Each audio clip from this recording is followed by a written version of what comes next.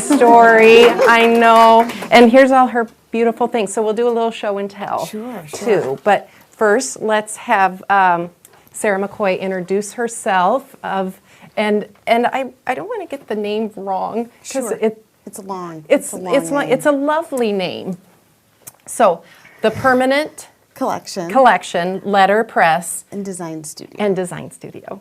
In the East Village. Yes. So tell us what you do. Sure. And how we can buy your things. Sure. Well, in a nutshell, I print on old printing presses with contemporary designs, if that makes sense.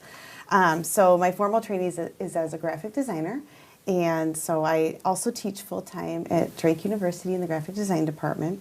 And I love watching new students develop and learn graphic design, and then I like doing too. So I haven't had to choose yet. They haven't made me choose yet, which is good. So I just keep doing both. And so that's one of the things too, I would say, whatever you're currently doing, just keep doing it, and maybe you'll figure it out, or maybe you're meant to do both. I don't know. So that's where I'm at right now.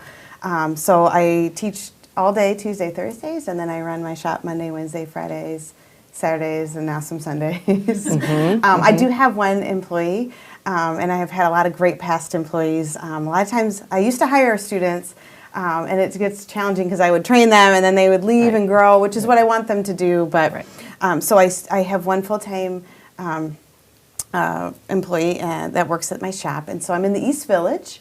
And I print on printing presses. The oldest one is from 1913, and the most contemporary one is a 1960s printing press. And so, but that's not all I do. So I print on all those old equipment, and you can see examples. What makes letterpress unique is it makes an impression into the paper, so it's like old-fashioned so you can printing. Feel it. So yeah. But the ways that it's new and contemporary is that I can design things digitally and get a plate made to print from, so I'm not limited to just the wood type or metal type I have in the shop. So, so that's what I do, but then I also do a lot of just regular design work is what I call. So if you need postcards or business cards, not letterpress printed, and a lot of times I'll have clients and customers come to me and we'll work through what their budget might be. And I'd be the first person to tell you, I love letterpress printing, but it is more expensive. Just the paper itself that you print on is a higher quality and really nice, and it's labor intensive, and so I'm happy to help clients figure out what's best for them. And I think that's the side of my brain that's the design side or the problem solver, that I also really enjoy that part of helping my clients come to a great solution, whatever it might be for them. Cool. And your hours? I'm in the shop pretty much. I'm there like sometimes 8:30 in the morning till 5. The shop hours are 10:30 to 5, so you can find me in there. So. Perfect. Yeah. So where did this love for this art form come from? I think if you ask my mom, it started a long time ago. I was making cards and drawing letter forms a lot as a young girl. And I distinctly remember, I think my mom signed me up for a calligraphy class when I was like a 3rd grade summer school, and I really liked drawing letters and doing typographic things, if that makes sense. And so I think it's always been there. And then I went to the University of Iowa in graphic design, and while I was there, I knew about the Center for the Book, which is where they have letterpress printing, book binding, calligraphy, and paper making. And of course, if you probably told your parents you were going to be a paper maker, they'd be like, what? There's places that make those on a higher level than, by hand. And so I just tucked that away in my brain. And then when I went back to graduate school, the very first course I signed up for was letterpress printing. And I knew I would want to mess with the letters and the ink and all those things. And, I'd been trained so much digitally that going sort of backwards or working with my hands was a new way of working. But I found that there was a lot of really unique things happening on the press that just don't happen digitally, the texture, the way the ink sits on the paper. So I had a love right away, and I started printing all the time. And my husband was also in graduate school at the time, and he would know that if he couldn't find me somewhere, I was probably at the University of Iowa in their type kitchen is what it was called, and I would be just printing. So I signed up for a lot of hours when they didn't have classes in there, just to print for fun. So I started doing that while I was doing graduate school, working on my M.F.A. in graphic design. So then you went into the world, the work world. Yep. Yep, I worked as a graphic designer after my undergraduate at the, in Austin, Texas. So working as a corporate designer in-house. And I really liked that, but I really wanted to go back to graduate school. And so that was the drive for that. And then when I finished graduate school, I really enjoyed teaching and talking about design and watching people grow as designers, if that makes sense. So that was a natural progression to Drake University. So I was hired there in the fall of 2006. And that's also when I started the company in my basement. With a friend, actually, in graduate school, we started, Iowa City's office, and I was the Des Moines office. And I had all the equipment, so Brad would come to my house on the weekends and we'd print crazy, and then he'd go back to Iowa City. So we started it together. And then it just became, he was also faculty at Iowa, so it became challenging to work around our teaching schedules and things, and then growing our families and things. So we just kind of stopped, and I continued it on, and he's gone in a different direction, and we're still good friends. But so that was sort of the impetus. Was 2006 we started making a line of cards, and I didn't even know that you should make catalogs or even where to buy sleeves for things. So I would ask people locally here in Des Moines who sold cards, where did they buy from? It was very sad. I think I looked really sad when I went places. And the key thing I would say is just asking, and being super earnest about what you're trying to do, and so Jen from Eden, who has since passed, but she was a really good source for me. She told me where to buy sleeves and just different things, and she wasn't even in the field I was in, right? So it was just networking. And then I went on and I started, I went to a big national stationery show in New York City, and I did that, I'm trying to remember what years that was, 2012, 13, and 14. And I did 3 years in a row because everybody there said you're supposed to do it 3 years in a row. And it was a lot of money and a lot of time. And it was, again, I showed up there, kind of new kid on the block, didn't realize there was even a press room where you're supposed to put your things, and I learned that, So a lot of it was I would say, you could try to learn everything and then go do it, or you could just start and learn as you go. And I think I've been the one where I just start, and I've been learning as I go, and I continue to learn as I go. Yeah. So talk about when you guys decided you would do this as a business and make cards. Yeah. How did that come about? Were you just doing things at University of Iowa and people were like, "Oh, that's really good. I'd like to buy that." So I started doing custom work for my friends and family where I started, right? And they were just happy, thankfully, they didn't have a lot of demands because it was free, right? So, and as soon as I started a demand, I probably would have been like, well, that's $100. So I did a lot for friends and family, a kid had a first birthday party, and I'm like, let me just print those for you. And you just pay for the paper. Or you pay for the plate to print from, and my labor's free. Let me design it. And so I started doing that, and then I started having holiday open houses that I would invite friends and family to, and I did that for a couple of years, and I invited students to my house. So it was really really low entry, I would say.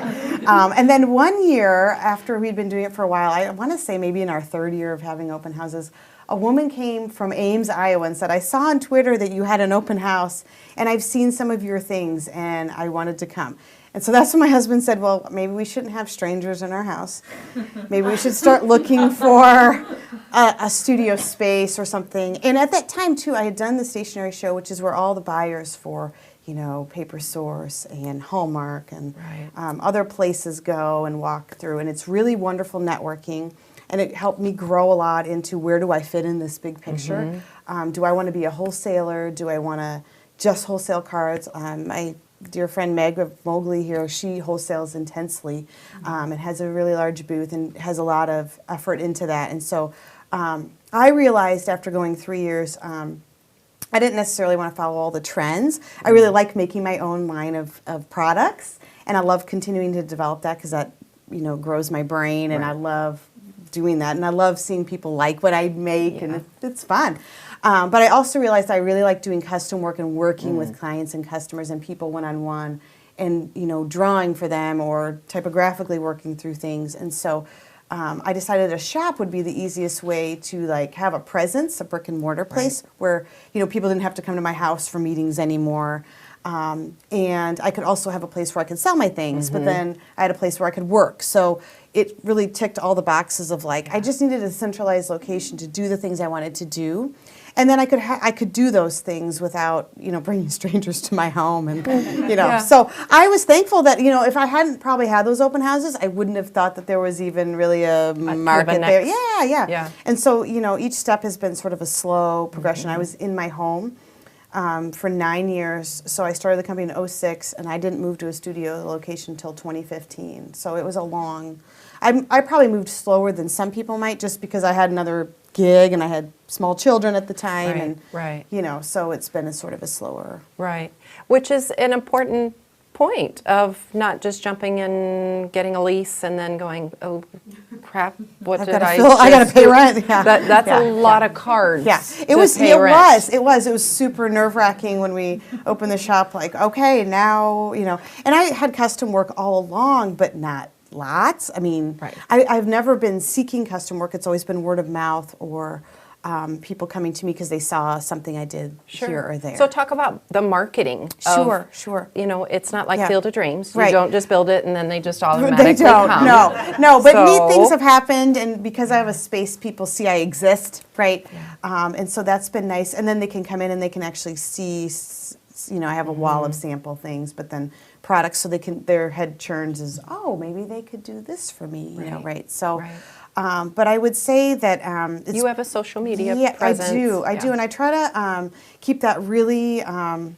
It's just me making the posts. I didn't know that there were people who made posts for other people, right? I learned that at the National Stationery Show. I think my husband came back to a session while I was in the booth. He said, "Do you know that other people write this and take photos for it, and it's all a whole marketing thing?" And and I think that's part of, like, I don't have tons of followers, but I would say the ones I have are very consistent because it's my life, it's what I'm printing, it's who I am, and so I try to keep that very authentic. Like yesterday, we went to the apple orchard, so you saw we ate donuts, and so it's kind of like you're and I think I gain more when I follow. There's a few other designer printers that I follow. I don't follow lots of letterpress printers, but I follow some that I just have a connection with, or I like their work, or I know them, and so I want to follow their life, right? But, I quickly tire of just brands that post, here's our new shoes for the season. It's like, yeah, I don't need any more shoes anymore. It's like, I get excited about brands that post about unique things or that inspires what they partner them. With. Yeah. So one of the things too, I don't set up at a lot of different functions. I do the downtown farmers market because I started there. I like being a part of the Des Moines community. It's such a cross section of Des Moines that it's been a really good place for me, and it's fun. I have a friend who does it with me, and but it's an effort. We got to get up and set up and all those things. So I do that, and I do Art on the Prairie in Perry, Iowa, because it's near my hometown, and I have a connection with the people there. But I don't set up at every single function, mainly because of my life with running the shop and with my children at home. I try to weigh, like, if it's worth the time and money. And sometimes it might be, but it's just, I need to hang out with my kids this weekend. Sure. So I do think I just try to make good business choices with my life too, if that makes sense. Talk about your audience and how because that's important to evaluate who your audience really is. Yeah, it's such a range. I feel like I'm still, I still track how many people come in the shop. Oh, yeah, let's talk about that. What That's days really of the good. week. I can tell you that since it's cloudy today, it'll be quieter in the East Village shop.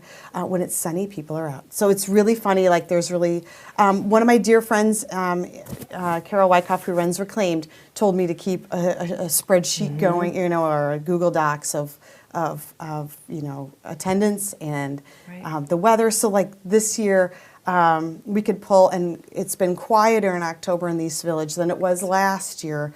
A number of pedestrians and traffic in the shop. So, and that's because it was so rainy. Yeah. So you can. So it is helpful to track those things. I do think that's helped me adjust hours. That I've seen an uptick of people in the East Village on Sundays because there's more people staying in the East Village, right? There's more Right. hotels and things, that now we have Sunday hours. It's shorter, it's 12 to 3. It just that seems to be the window when people are around. So after like the 3 to 4 o'clock, we haven't seen as many pets. There's not as much parking. So, Yeah. it's like it doesn't pay to stay open, and I have other things to do too. So, so I would say that I feel like we're still tracking that and learning that.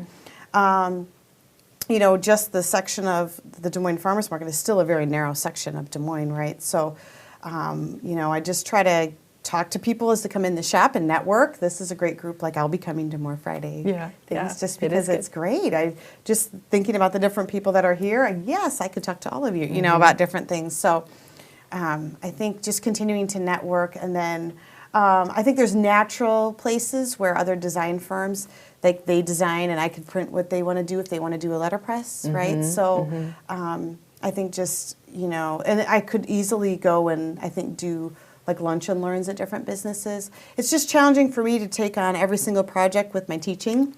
I just can't take every single thing.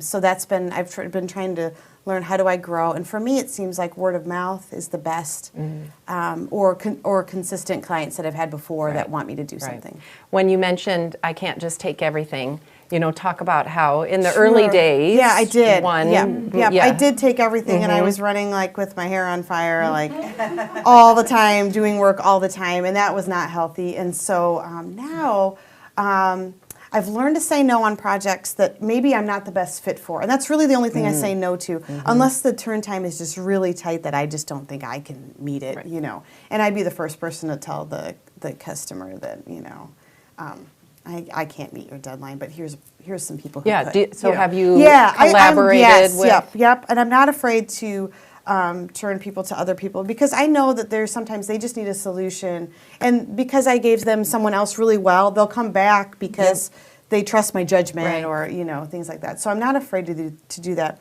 And I found that if I say no to the things that maybe it's not maybe the type of project I'm good at printing, or just different things, that really I've found if I say no on Monday, by Wednesday someone else comes in the door, and I'm really glad I said no Monday, because then I could take the Wednesday job that really is a better fit for me. Yeah. And so, but I did tasseled corn as a kid. Like, I don't turn away work. I know that it's always good to be a hard worker. You just never know. Right. And that's so it was it's challenging for me to say no. Even now, I'm like, I'll come home and I'll tell my husband, I said no to something today. I hope something good comes, So there is that. But I do find that if you say no to some things that maybe it's your heart isn't into, or it's not your best fit, that something better will come, and you're glad you prioritized that way. Made that room. Yeah. Speaking of networking, what about mentors? Sure. That's it's a big part of small business success. And have you had some mentors and key people that have helped you? Yeah, a lot of times it's been other small business owners. Yeah. It's not necessarily been someone in my field, although I do have a good mentor in my field. Connie Wilson of Connie Wilson Design has been a really good mentor to me, of just how to be a good designer. I think in some ways of like the professional questions I have for her. Small business, it's definitely like, just even my neighbors, we talk about, has it been quieter traffic? What should we be doing? Or, what how can you we all partner do together? Yeah. And then I think the other key thing is also, for me, it's been sort of partnering with things that maybe I just have a love for. Does this make sense? So, like, I partner with Hinterland Music Festival. I always have a booth at it because I like Sam. I like that he brings fun music to the so that is more like a brand affiliation, if this makes sense. So merging my company with things that I can get behind, which is generally, for me, like my family does a lot of rock climbing, so like if Climb Iowa needs things, I'm happy to help them, right?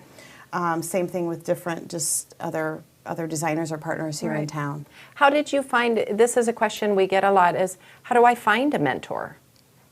Did you go out seeking, or in the networking in your field? Just meeting people. Like Carol Wyckoff from Reclaim, she's does accounting by day, so she's got a business mind of some things, but then she runs a shop, so she understands those things, and it's just asking her questions like, hey, what did you do about this? Or, or like when we needed to start payroll, that was a whole new, like we used to just write checks, when I used to have students come to my house and like score and fold things for me, right? It was very minimal, and I would write checks, but then we realized, we need to get that correctly, and so, but that was a scary segment because the cost of having someone do payroll was a new cost, and so it's like all those things, but trying to abide by, good business practices is good, and so, my, for the payroll, a guy a couple,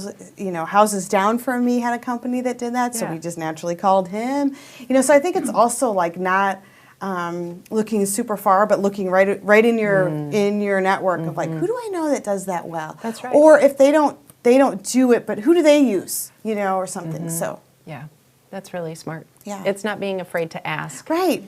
And saying I don't know how to do this. Yeah. How did you pick the East Village?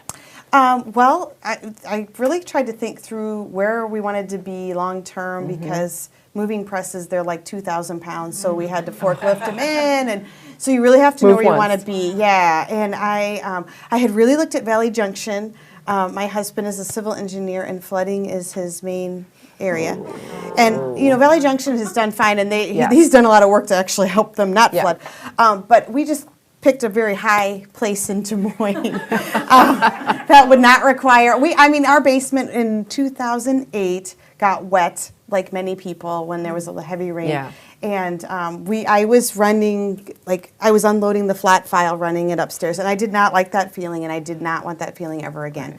So and I think East Village was on the rise. Yeah, because what year did you move in? 2015. Yeah. And it took me 2 years. I did look for 2 years. And, I worked with a commercial real estate person for a while looking. And, they were like throwing around numbers of like $3,000 a month. And I'm like, I sell cards. $5 cards. How do you know how many cards that Right, that's a lot of cards. And prints are $20, so I did. And I think, eventually it was through my husband being on the East Village board and networking with someone there who knew of a space that was reasonable for me, and partnering with my landlord likes what I do, and it gave me a graduated rent. So it was just nice. And I do some design work for him too.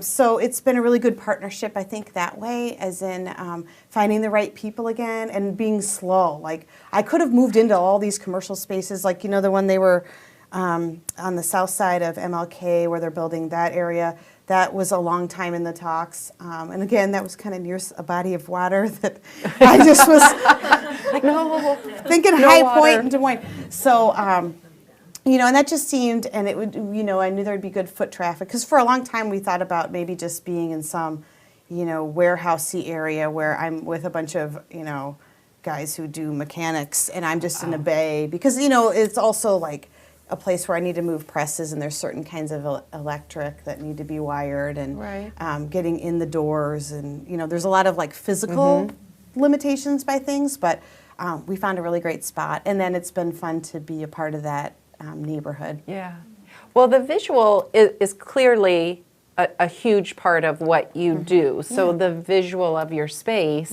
is equally as important. Cool. That's cool. Let's just see. Let's talk about running the business. Sure. And you talked about your point of sale system. Yes. Because these are all just things you have to eventually think about. And so for a long time. Who did you get help with, and outsourcing? Sure. For a long time we just had the Intuit was the other version of Square. The Square. And Square had a higher fees, so we went with Intuit to start with. Okay. That was the only reason. And then I think I was in the space for 2 years, I think, and we still were just swiping. I had a bag of cash. Like that's how bad we operated in there. I mean, it was as low end as you could be. So I would say, I didn't need a point of sale really. for a while, and then we realized it was helpful to track inventory. Yeah. And so I use Shopify because it can work with my website. So if I sell online there, you know, and then it takes it out of inventory there, and then when we're at markets. So that's been the easiest, most streamlined, and most cost effective. And then when we were working with trying to find, my husband is like the business side, if you will. I'm on creative design, production, you know, all the other things. Yeah. But he like pays the taxes, figures out like, you know, all those kind of nuts and bolts. So we talked to a lot of business owners in the East Village, like, what do you use for point of sale? And they all said Shopify was the easiest. So we just did that, you know. And that was like, I think, minimal entry in is about $700, you know. And so 1 year after fourth quarter, that's what we bought, you know. So like the other thing is like each year we have like little goals of like capital equipment or, but you don't have to set it all up and be this perfect. You know, people still bought from me, and I unzipped my little banker's bag and made change, you know. So they don't care. They're interested in what you have and what you're doing. And so I would also say don't be afraid to just start where you're at and then grow it as you do. And you probably didn't buy all your equipment day one. Nope. I started with one printing press, and after 4 years, I realized I hand cranked a lot of things through there. I needed motorized presses. And again, I called, I had a large... an inquiry for a large project that I called a really well-known, great letterpress printer in California, and I said, you know, what should I do? And she's like, you can't hand crank those. This is what you need to do. And so I started looking for motorized presses that would be faster, and you know, since then. And then I had a good dear friend my friend Brad, who loves to like look at presses. So he was on the lookout for presses for me. Research. Yeah. He'd be like, oh, there's 2 good ones for sale not far from you, you know. And so, again, it's like telling people what you're trying to do, and then they can help advise you or look out for you. Yeah. What were some of the other things that you outsourced?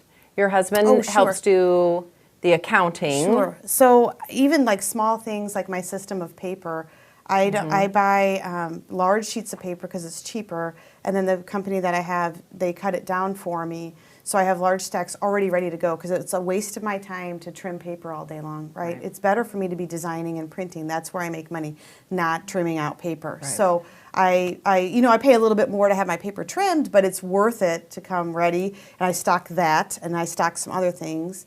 And then, you know, that's what I'll tell clients. This is what I stock. It's special order if you need something else, which we can do. Just you have to budget time, and the cost is a little bit more, you know, because of whatever. But I found that that's really helpful, you know, to do those kinds of things. Yeah. So finding ways to streamline your process of where you don't make money at it, or it's not going to help you achieve your goals, then that's not where you should be spending your time. Right. What's been the most surprising part of having brick and mortar? Both good and challenging. Well, the retail hours, of course, are challenging, as you all know. I mean, you know, it's even when I'm not there, I have to think about, is it covered? Is someone there? What are they doing today that they're there? You know, so it's always on my mind. I think that's the downside of things, right? There's a lot of pluses, I would say, more so. I mean, the downside is when the toilet's not working, or, you know, all those things. Luckily, I don't own my building. You know, I think that would probably be the next step for me, is to find a space that I could purchase and own. And then that would be, you know, that would be good down the road, right? But also there's times where it's great that I don't, and I don't have to worry about it. So those things. But the great side is really pretty much it's all an upswing, you know. I think it's the relationships of the customers and clients. It's the location of the East Village is really fun. I think the people who know that I exist now that didn't, you know, come in with some really great projects. You know, there's an example of a piece there from USC. I worked with the USC Office of Development, and those were special edition prints for their really large donors. So this big one. Large donors to University of Southern California now have you know, and we did a series of prints, so that's one of them. And he knew someone in Des Moines and was visiting Des Moines and just fell into the shop, you know. And so just some other projects that are in the works right now with a larger corporate client that out of Chicago that just saw the shop, liked what I did, you know. And so they wouldn't find me if I was still in my your basement, right? So those are the upsides, you know, that happen.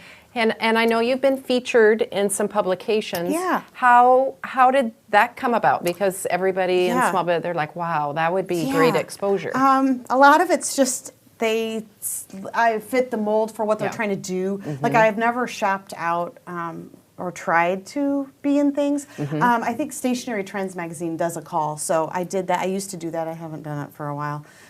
Just because I never feel like they're already calling for summer designs. I'm like, I'm not even there. You know? I'm still making holiday cards. Right. Yeah. So a lot of it's just relationships. Yeah. Through, Midwest Living has contacted me for multiple times, and I think they just like what I do. Yeah. I also think there is this really weird fine line between like telling people what you do and being obnoxious about it, right? Like they'll find me, I also feel like sometimes like let the work speak for itself, which maybe is not the best marketing way, but it's also, I feel like, the right people, I felt like this about the stationery show, because there's gobs of, there's 3,000 booths, how will Target find me, and but I felt like the right people find you, and it's true. The people who came into the booth were like, "This is beautiful work." Like they understood what I was doing. The art. There was a great company in England that I was working with that they saw the craftsmanship, and so I didn't really want to outsource 20,000 cards, of one card to China.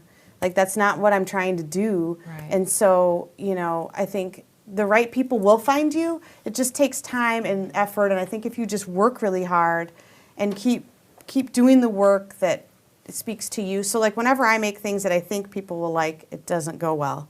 And when I just make the things I really like or there isn't a market for it, then I find those kindred spirits are like, I love this, And I think it's like just being really true to what you're trying to do instead of chase trends or chase the things. It's like, well, what do I do well? What's my niche? How do I do that? And then keep doing that instead of, and then not worrying about, what the other people are doing. Yeah. What do you think the characteristic that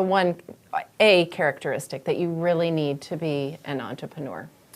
There's just really no magic. It's really hard work. I was at home for 9 years doing this slowly, and I think it's doing what you do really well, like working at it consistently, persistently. Right. I've printed a lot of things. I remember in the early days, I reprinted things that like were not. Yeah, tell that. Yeah, I reprinted. Of a lesson learned. I reprinted. I worked with early on. I worked with a good ad agency in town, and I printed a direct mail thing for them, and it just after a while like. Things were not straight. Like, I don't know what was, I now know it wasn't the right press for that job. But, I had to go and, like, order paper really fast and reprint the whole thing, And it's also, like, doing the right thing when it's at a cost to you, always. To protect your image and your brand. Yeah. Right. And those people come back to you, because you did a good job. But, there's been times where, not a lot lately, which has been great. But in those early days, I reprinted things to make it right. To make it right. That's right. And it's worth it. Yeah. It's worth it. Yeah. What's your why? Why do you do what you do? I love designing and printing. I would do it if I didn't get paid. Yeah. Which, I think I know. I was like, why are we doing this then? But yeah, I will probably always do that, even if it's not selling at a huge thing. But I would always be making the work for myself. Right. Like it needs to be made. I want to do it.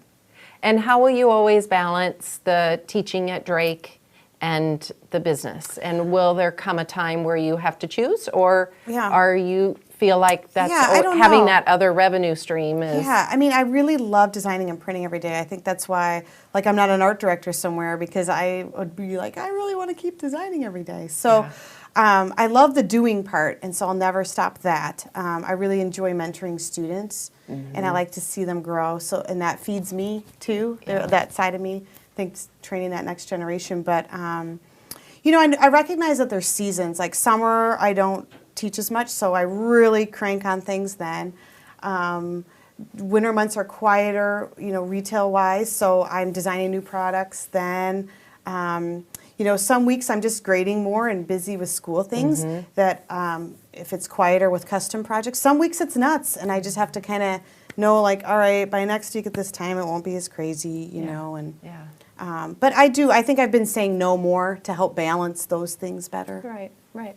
So what's next? What's next for you? What keeps you excited? And, Sure, yeah. sure. I think just continuing to expand what I offer clients, Okay. I think, if that makes sense. So we've been doing some fun clothing, which has been fun. Oh.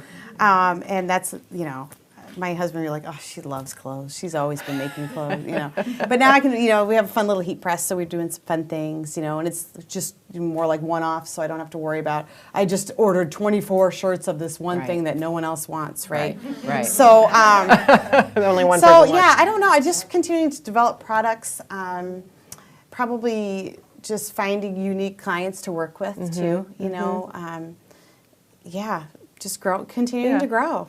And what do you do for self-care to maintain being creative and healthy? Sure. I rock climb when I don't have hand surgery. I just had hand surgery, so I got like 2 more weeks and then I can be back on the wall. So I rock climb. I love to run because that's when I think about what I'm going to do or what I want to make. So when I can work in a run, that's that. And then I do some yoga. And then just building in time to do things with my kids. Tonight we're all going to a fun belated Halloween party, so that's good. So yeah, I mean, I think I recognize that there's times in the business I could do more, but I also know that this is a window of time that my children are home here, and so it's my job to churn out good citizens, good women. Yeah. And I don't know what they think about it. I think they probably roll their eyes about it a lot. Do they come and play on it? Yeah, they're going to come down this afternoon. After I leave here, they're going to come down to the shop for a little while and do some stuff with me down there. But I don't know. I think it's exciting to think about what my mom modeled for me growing up, and then what I'm modeling for them. That really there isn't a barrier to what they want to do. Right. Really, it's just the hard work and what are you trying to do and how do we get there? And I would say too, it's a lot of little steps along the way. I would have never thought when I took that first letterpress printing class that I would have a shop, that I would be doing it, that I would be teaching it, that I would go do workshops internationally teaching it, and so and do cool projects that I've done. I would have never. I know at the time I really enjoyed doing it. And I wanted to figure out a way to keep doing it, which was the first thing was to just buy a press. Cool. So now how many do you have? I have 6 presses, 4 are giant sized and 2 are like, one goes places kind of. It's still 75 pounds, so it's really heavy. But yeah. That's the portable one. Yeah. So if you're out and about, come by, you can see them all. Should we do a little show and tell? Sure. Why don't you come over and pick out your your product? I can pass around things. And just talk a little bit about how... Sure, I'll start around... what the process is. Sure. So you can see that it makes like an impression into the paper. This is handmade paper out of... Porridge papers. They're out of Lincoln, Nebraska. Oh, cool. And they hand make paper. So again, I try to find small business owners, and when they do something really well, so if ever I can find a project that needs deckled edges like this, they have all these beautiful colors, so I'll pass that around, but it's got a beautiful feel. Here's just a wedding invite that I do. This one was for Blue Pagoda. They're like a communications company here in town, and so every year they send out like a little holiday greeting. So we always work on fun ones. This was last year's. And then this was someone who was celebrating how their home was turning 100. So they wanted me to draw their house, which, letterpress, it's hard to overlay. You can overlay colors on top of things. But you print one color at a time.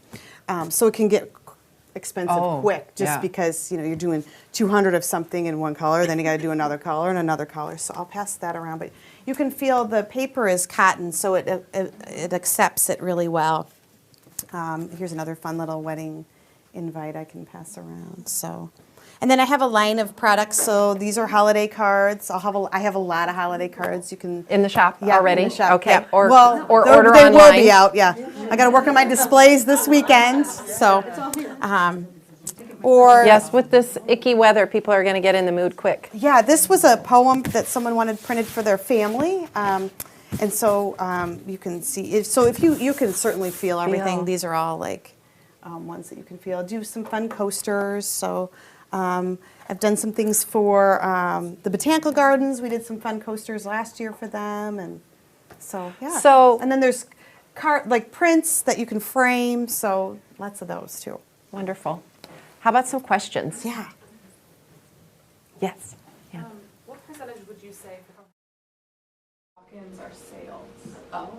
Not your custom, not your, but like it's Saturday and me and my girlfriends or me and my people are. Oh man, well, we're still gathering data on that. Yeah, I'm just curious, like. Yeah, I mean, I'd have to run the numbers really, Okay. to be honest. I mean, I can tell you this, like on a Saturday, we have anywhere, depends on if there's an Iowa State game going on, anywhere between 6 people that come in the shop to 30. That's probably our average, somewhere in there on a Saturday. I don't know. I mean, I would say this. What I would say is, I used to wholesale more, and I used to have a rep up in Minnesota that it just became too much. Like, inevitably, I'd have to print a couple cards just to fill that last order. So it just became a headache for me to try to keep her stocked, the shop stocked. But I would say, like, it used to be kind of a third, a third, a third. A third was custom, a third was retail, and then a third was wholesale. And now since wholesale, I still do wholesale, but I would say it's a smaller piece. So I'd say that they're more like, it's almost more like half and half. I would say if I didn't have the custom projects, retail would be challenging. But then when it's like quieter with custom, then I have more retail. So it's nice to have a good, like, if you can think about how whatever your business is, like, it's kind of like, I don't know, it's kind of like as a designer, like a retainer, like I've got a few retainers, if you will. And then, but I don't seek work, so I don't know, I mean, I do know what's coming up in the months ahead, like I have specific clients in the holiday season, so I have, some people I can count on, but month by month, no, it's kind of wild. And that's why I do have another gig. I mean, it's like, this month's been quieter retail-wise, and I know that from other East Village vendors as well.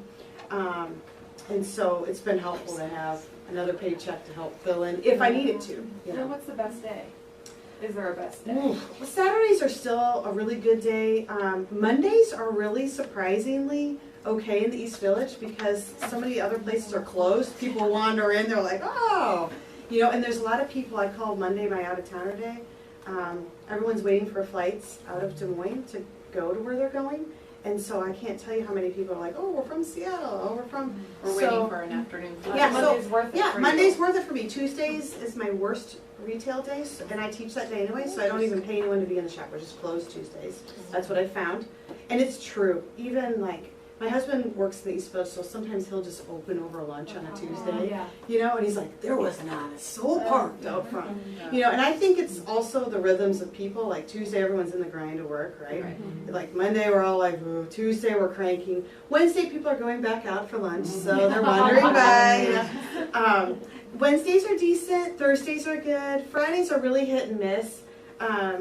Like, I would say that when Fridays, like, people know I'm in, so they'll come in to talk to me specifically too. I would also say that, it's a challenge, but people want to talk to me, like, because it's about it might be about their job or they want to float something by me, and maybe Christine's in that day, and so she's like, 3 people came in to talk to you. I'm like, I know. So I try to educate people on like when I'm around, but, Good question. Yeah, but so it does take all.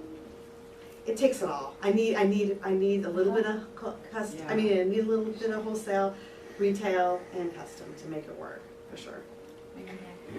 Is there a favorite custom project you did that you can tell us about? I'm trying to think. My favorite kinds are when the client says, "Do this." I don't know what we need. This invite, draw this, or like there's no concept, and I get to come up with the idea and design it and print it. So for me, those are like my favorite things. Like that one for USC, they just said we want to have all these words, but we don't know how it's going to look.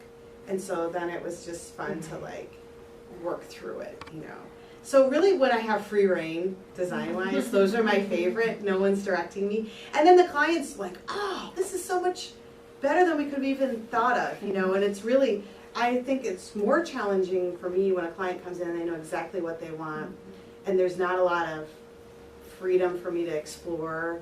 Like that one with the fun little icons, or like that, or the little square invite. They just sent one that, yeah, they're just like, we want some kind of fun icons, and we want a contemporary. Copy this. Yeah. But when they want me to just do something like make it look like this, for me it's less exciting for me, because it's not the design challenge of like coming up with something for them. Sure. Yeah, what else? Other questions? What's your biggest fear from going from your basement? Other than, I mean, is it rent? Is it, Yeah, it really was just rent, what's I it gonna think. look like? And like figuring out how to staff, like, ooh, how am I gonna be open these hours, you know? Like on Friday, since we've learned that it's like dead after 3, I just close at 2:30, because one of my kids gets out at 2:45, so I race home, like, you know. So I just tried to like figure out, you know, but that was the scariest. It really wasn't like, you know, moving all the equipment. And now I actually love having a space that, like, at the end of the day, I just shut off the lights. Yeah, I mean, Separate. yeah, separated? yeah. I mean, at home, I would, like, you know, leave ink up and be like, well, it's nap time, and put something down, and this isn't a day I teach, you know, so I'd kind of work around my life or whatever. And my husband really enjoys having the garage back. So, and I will too, because I can pull in the winter now. But yeah, it was really just the biggest fear of, like, can you make rent? And, you know, and I would say the first year we were there, I could probably hang a sign in closed and no one knew we existed. I mean, yeah, I mean, friends did, but I would say that your friends and family help you, like, get there. And then once you take that next step, then it's all the people who find you, or like your next people who get you there, you know. And then it's your clients that you do work for that come back to you, or they tell somebody. Any other questions? Oh, you're just coming right up on. I know that we talked about how you market your business, and you indicated you do social media. What platforms do you use on Mostly social just media? Instagram and Facebook. You know, Instagram, because I can take photos of this is what I'm printing today, you know, or I remember I had some friends, right when Facebook Live was going on, like one day I like filmed myself just printing, and one of my guy friends was like, this is like watching fire. Because it's really, do this every yeah, day. it's just really repetitive, you know. But you know, I don't pay for any of the extra Facebook things. I don't pay any extra on Insta. If you have to pay, like Yelp calls me all the time, and I told them I don't care what people say. This is what I do. They'll report either way, you know, what if they had a great experience, which I hope they do, you know, I want them to. I just don't put any dollars into it, because we run a pretty shoestring budget around the shop. I mean, we make sure we're hitting all the things we need to pay for, you know, but, you know, I don't know, I think I'd rather just have people find me, you know, come in, buy a card, and you're like, I like this, or like I've had people buy cards, and like, my friend said I sent them the most amazing card, so I'm back for more, you know. And like my next thing, like I'm going to try to have a little punch card or some kind of thing, loyalty program, so, you know, because I do have a lot of repeat customers, I need to honor that and give them a little something. So I just have to figure out, like, is it a punch card? Is it something digital? Like, you know, I don't know. I'll ask the coffee people how they do theirs. You know. So Where exactly are you located in I'm on Princeton? East 6th Street. So you know where the restaurant Alba is? Yes. I'm just south of Alba on East 6th Okay. on that one way there. Awesome. Well, now it's 2-way, but yeah, on the back has my address on there. Yeah, and it's fun. We're by the Bike Collective. We're by a record Oh, shop. sure, I'm right. next door to a fun lingerie shop. So I always tell people, look for the undies, and I'm next door. Well, thank you. Thank you so much. I'm happy if you reach out, or I might be reaching out to some of you as well. I just love to network, and I love the city of Des Moines. I think the other thing that's cool about Des Moines is if you want to do it, there's not a lot of barriers. You can do it. That's right. People are friendly, and That's right. Rent's decent, you know. So It is. It's great. Thank Thanks. you. Thank you. Well, we hope to see you at an event sometime soon. The simulcast will be on the partnership website. They all live in archive, so you can watch today over again or share it with your friends or go back and watch some of our previous ones. For those of you that didn't win the free ticket and you'd still like to go to the Greater Des Moines Partnership Small Business Summit, tickets are still on sale till 5 o'clock today. It's a great event, so I highly encourage anybody, either aspiring small business or been in business for a number of years. It's a great event, so thank you all, and we hope to see you at an event soon. I've got some great events coming up, and I put them on your chair. Coaching, food trucks, living intentionally for 2020, and then how to contract with the federal or state government. So good stuff coming up. Thanks everybody. Appreciate it. Thank you.